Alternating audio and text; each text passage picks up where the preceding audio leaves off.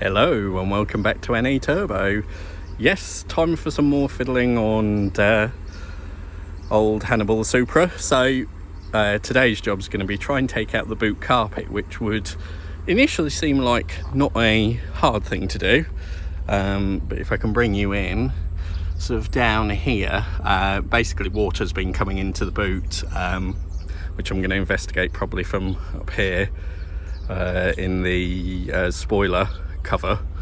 But first of all, I want to get the carpet out because it is very manky and, as you can see, sort of quite dirty, so I want to sort of wet vac that and get the damp out. But you would think the carpet would pull out, but no. When we look over here, I'll take you inside, you can see the boot carpet is actually fastened on to the rear seats itself. So with what looks to be these little poppers here, but then it's sort of fastened on here, which doesn't look to want to come out. I can't believe you have to take the seats out to do this, so I'm going to do a little bit more fiddling, and I'll bring you back in when hopefully I've got some answers, because literally I just want to get this carpet out. The underlay in the boot is quite wet. I'll bring you back round. So if I lift up here, you can see the underlay is quite sort of wet where it's been getting in. The moisture from all the rain we've had's been getting in, and there is a pool down there in the rear wheel well. So I want to dry all this up before it does start rusting, because it's actually not in bad condition sort of overall under here when you look. But I want to sort of clean all this up, dry it out before it does actually start rusting, and dry all this padding out, which now we've got some beautiful weather finally will hopefully allow it to dry out and I can wet vac this. But first things first is get the damn thing out, so join me in a little while. Hello and welcome back to the channel. So I've started drying off the underlay. As you can see, it's quite damp, but what's even more impressive is welcome to my little goldfish bowl. Now the spare wheel well's out, you can actually see how much water's been getting in.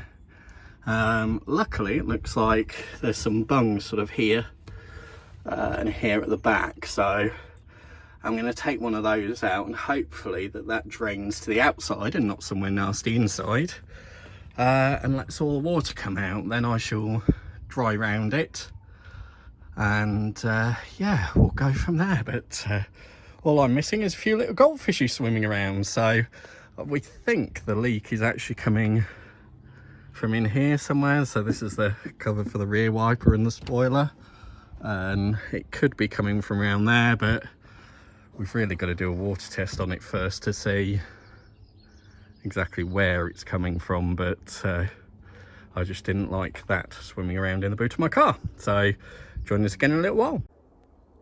Hello and welcome, you're back with me. So after lots of drying, sanding and prepping later, I now have no water in the spare wheel well.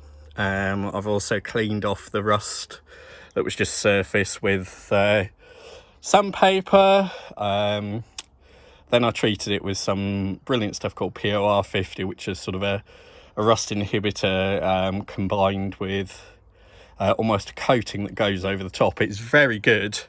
Quite expensive, sort of £30 a tin, but it does work.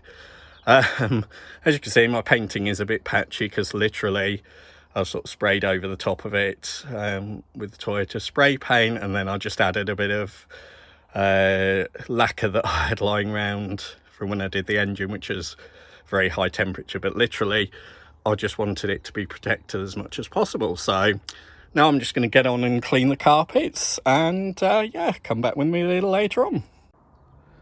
Right folks, welcome back to the final installation of what should have been an extremely simple job, but has taken a fair few hours with a break in between.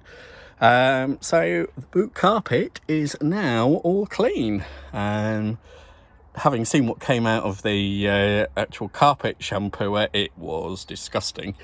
But I don't think this has been cleaned in 15-20 years properly in the back, with it sitting and bits in between. It looks a bit deformed in here just because I haven't got the spare wheel well spare wheel back in at the moment because I want that paint to harden properly in there.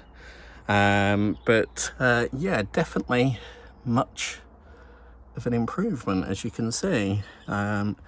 And also a plus side, it does smell a lot nicer now as well, so gains all round. I haven't actually found out where the leak's coming from yet. That's going to be another job, perhaps for another day now.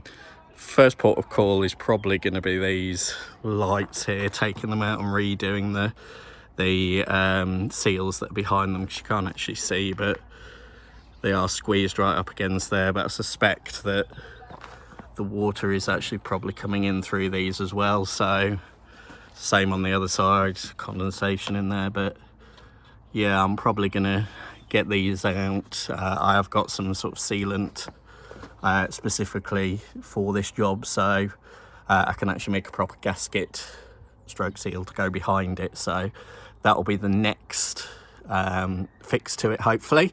Then it'll be a case of seeing how it goes. If not, I suspect I'm going to have to take this off all around here. So this comes off and has the wiper motor mech, so that'll probably have to come off, and we'll look to see if it's coming from within there as well. But yeah, I couldn't be bothered to do that at the moment. This has taken most of the day, which I thought was going to be a quick job, but old Japanese car.